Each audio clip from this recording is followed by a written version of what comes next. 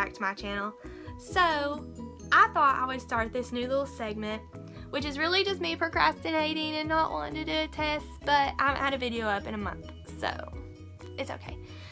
So I thought I'd start this new little segment where I sit down and I talk to you guys, no matter what I look like, no matter what's going on in the world. I just need to put videos up because that's what I want to do, and you know, it's cool to get to talk to people like this.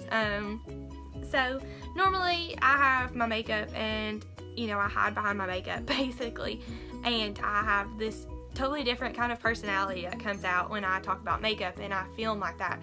So to be able to sit down and talk to you guys from me, from Tori, is really cool, and I think I'm really gonna enjoy this. So make sure, like, y'all leave in the comments some ideas that we could talk about, whether it be talking about, you know, what we're watching on Netflix right now, or what movies are good, or, you know, anything like that. But for this first week, I thought we would go ahead and get the serious crap out of the way. Yes, we are talking about anxiety and depression, and you will hear me probably joke about it because that's what I do best. I make jokes about things when I'm uncomfortable or just, you know, anxious about it. But I feel like with the platform I have and the people who watch my videos, which are a lot of younger kids who know me from Twisters, or know me from cheerleading, and they watch these videos, it's really cool to be able to have this platform where I can talk to you guys and to tell them, you know, it's okay to not be okay. It's okay to feel this way, and to, like, put yourself out there and to let people know that you have this issue and it's part of you and it's okay. So I kind of thought I'd start by giving a little background to me personally with my anxiety and depression. I'm 24 now, and I've been dealing with this basically my whole life. I remember being little and it would storm, and I'd literally make myself sick because I was so worried about the storm. And it didn't even have to be raining. It could be dark outside. Like, I would literally ask my dad, is it gonna storm or is it getting dark? Because I would have so much anxiety built up to these storms. And which was kind of ironic because my favorite movie was The Wizard of Oz, which, you know, Dorothy gets taken up in a tornado to go to Oz. So it's kind of ironic, the fact that storms were my big issue. But you know, now I've gotten better with that. I still freak out when it storms. I hate storms, everything about them. But I have other stressors now instead of that. So,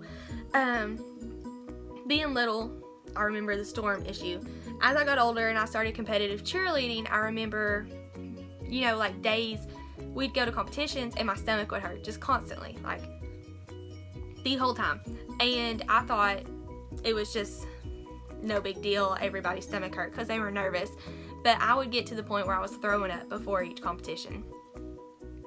Or after. It wouldn't even hit me until after. I was more worried about what people thought afterwards than I was before. In competitive cheerleading, you have a certain routine, a certain stunt, a certain tumble and pass that you do every single time. And you're comfortable with that. But as soon as you come off that floor, you know that there are however many judges up there judging every little thing you do. And for me, that was hard. Now, I could see that as a challenge and I'd want to do even better. As third grade Tori, who was all over the place in her brain, it was hard. But in a way, it did make me do better. It made me closer to the girls that were my friends on that team, because they knew how I felt, and that was really cool. So, past cheerleading, get into middle school. Middle school sucked. Hated every day I was at that middle school. But I did make some really good friends. My best friend in the entire world has been my best friend since third grade. You know, we had our ups and downs in middle school and high school, but still to this day, she is my best friend in the entire world. And if it wasn't for her through some of the craziness that I've dealt with, I don't know where I'd be, because a lot's happened. So middle school sucked. High school was awesome. I loved high school. I went to a tiny school where what you did on Friday nights was have a bonfire and go to a football game, and pray you didn't get caught doing something that you weren't supposed to after the game. That was just how it was. I mean, we were a tiny little redneck school, and I loved it. Loved every second of it. So, you know, after high school, you start realizing that you're an adult, and you have to decide what you're going to do with your life. And I realized that what I was planning on doing was not what I wanted to do. And after going through hair school and after working in a salon for 5 years, I decided that I was not going to do hair anymore, which was the scariest decision I've ever made. But, you know, at the same time, I had to make money, and I wasn't making money at the time. If I would have just stayed in it, I think I would have been better off. But, you know, now look at me, and I like where I'm at in life, so it's fine. But in this time, not only had I quit doing hair, but a relationship with somebody who I thought I was going to be with forever crumbled in front of me. And, like, my great-grandmother passed away, and, you know, there was a lot that happened in this short little time period, and it completely turned my life upside down. I went from moving, you know, being out on my own, living by myself, to moving back home. I went, you know, I finally had a full-time job, which was great, but where people don't realize with depression and stuff like that, you do stuff that makes you happy for a short period of time. So when I didn't have a job for a little while, my short period of time happiness was to go shopping. So now that I had a full-time job, I was still struggling with paying off stuff that I bought when I didn't have a job, because in my head, if I went shopping and bought 4 pairs of shoes, that was going to make me happy in the long run. Now I sit back and I think, okay, no, you were wrong, Tori. Very, very wrong. But, you know, it's okay. Life moves on. So, here we are, February of 2018, and I am working full-time, going to school full-time, coaching cheerleading, doing this YouTube thing. I'm somewhat happy. I mean, I'm happy. Don't get me wrong. I'm happy. I have good days and bad days. So, one thing that's been going on here lately is the fact that my depression has kind of kicked back in.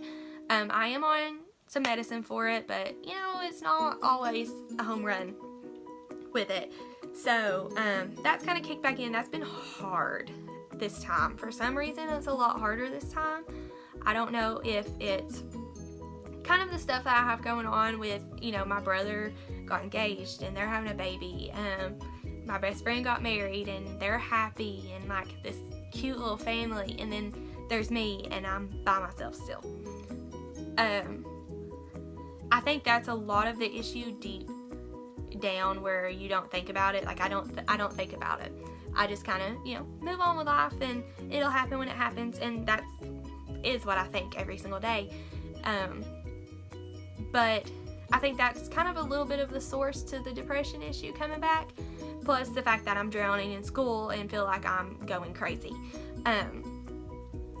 It's been 6 years since I've been in school, and all of a sudden I'm in it full swing and freaking out a little bit, but that's not the point. So, like I said, dealing with that a little bit, dealing with some health stuff a little bit, been really sick all year, it seems like just can't catch a break, but, you know, part of it. So, but yeah, I mean, like, other than that, I've come to the conclusion to where I'm okay to say I'm not okay. And that's my big point across all this is, you know, it's okay to say you're not okay. Which, that's hard to get in your brain too, especially moving up till now. If I hadn't been through all the stuff that I've been through, I could not say that now. And I hope to get across the point to the younger girls and boys who watch this, the younger kids, that even if you're not okay, you need to tell somebody. If you are okay, tell somebody, talk to somebody.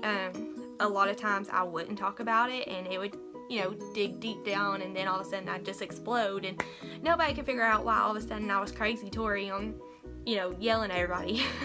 So, I'm really excited to kind of start these and get, some good information across and get some good tips out there about, anxiety and depression, especially anxiety. So, for this little chit chat moment, I was going to give 5 of my top tips for dealing with anxiety in public. This is something I struggle with a whole lot. I don't like people to know that I'm having anxiety issues at the moment. Now, Sarah can look at me and know exactly when it happens. My brother can, my mom can, my Mimi can.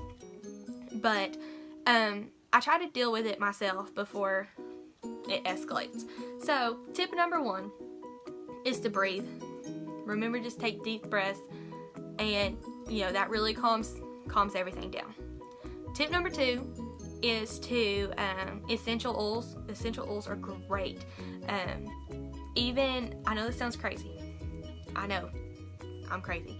But if you get a lavender scented hand sanitizer and carry it in your purse, and when you're feeling anxious, put a little bit of that hand sanitizer on it and smell it, it'll be great. Tip number 3 is to find a quiet place. Concerts bother me really bad usually, and I love concerts, but there's just so many people. But if you can go to the bathroom for a second, or like find a little hallway to go to for a second, it really calms you down and it helps a lot. Tip number 4 is to have a plan. When me and Sarah are together, she knows exactly what I need, when I need it, and what we're gonna do. We always have a plan, and we've had the same plan since we were probably sophomores in high school. We find a quiet place, she talks to me, she calms me down, helps me breathe, and then we say a prayer, and usually by the end, I'm good to go. And then tip number 5, and for me personally, this is my favorite tip, and it's for every day in general, and not just when you're having anxiety attacks or anything like that, but think about what you're doing, think about who it's affecting, and think about how you could do it differently. And I know that doesn't sound like a tip for having an anxiety attack, but think about it. So, if you think about what you're doing, think about it. If it feels wrong, if it feels like you're gonna have issues with it, if it feels like you're gonna have an anxiety attack, think about it. Do you want to do that? Think about who you're doing it with. Do you feel comfortable with that person? If something was to happen, do you feel comfortable with being with that person? And, really consider what you're doing. I like to leave that as the last tip because of that reason right there. If you think about what you're doing, think about who you're doing it with, and consider what it's going to do to you, you probably won't need those other 4 tips, because usually your body will tell you if it's the right thing or not, or your brain. I know for me personally, there's been times where we're going to a concert and I've backed out at the last second, or we're going this place and I've backed out at the last second. A lot of it has to do with the fact that I'm not ready. I can't do it. And my brain is telling me that it's not a good idea. So think about that stuff. Other than that, it's all, I say this too a lot, it's all in your head. So if you feel like you're going to have a great night and you're going to go out and have so much fun, you're going to go out and have so much fun. It's all in your head. Now, don't get that mixed up with the fact that anxiety and depression is a chemical imbalance in your head, but it's all in your head. Don't let it get to you so bad to where you can't function. It's gonna do it, but don't let it. Make it fight for it.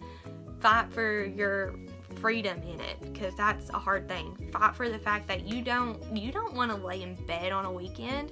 I don't want to do it, but sometimes you have to. But let me tell you, that it fights like hell to get me there, and it's always going to. So that's about it. I thought I'd get on here and just talk talk a little bit. I'm not going to edit this. I'm not going to do anything. I'm going to put my intro in the beginning of it. That's about it. But I'm going to try to do these at least once a week, once every 2 weeks. I don't know. I haven't got that far yet. But thank y'all for listening. If you have any comments, concerns, comment them down below. Make sure you hit the thumbs up button if you deal with the same issues. Subscribe so you don't miss a video. Hit the little bell. And I will see y'all next week.